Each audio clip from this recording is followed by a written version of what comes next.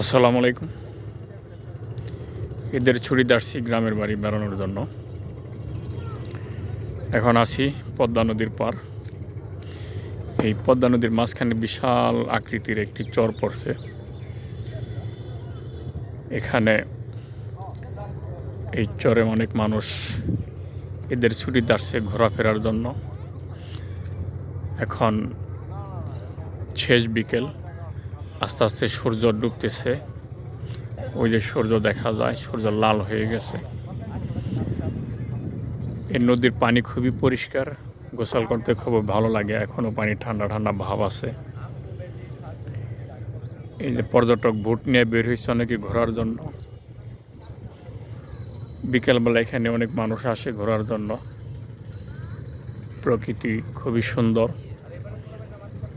Fresh আবহাওয়া, ধুলাবালি মুক্ত। আর এই যে নদীর মাঝখানে যে নৌকা দেখা যায়, এরা মাছ মারে। ওই যে অলরেডি জাল ফেলছে দুইটি নৌকা। এখানে অনেক নৌকা আছে, মাছ মারে।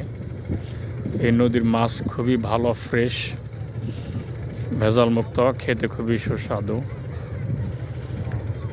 পানিও খুব পরিষ্কার। অনেক মানুষ গোসল করে। এখন সন্ধ্যার দিক, তাই এখন বেশি একটা মানুষ দেখা যায় না। অনেক মানুষ নৌকা নিয়ে বের হয়েছে নদী ভ্রমণ করার জন্য, নদী ঘোরার জন্য। ওকে, এই যে একটা টুরিস্ট বোট, এটার ভিতরে অনেক মানুষ আছে। ওই যে শেষ বিকেলে সূর্য ডুবতেছে, ওই সূর্য ডোবা দেখার জন্য অনেক মানুষ ওই চরের মাঝখানে আছে। ওকে, আল্লাহ হাফিজ, ভালো থাকবেন।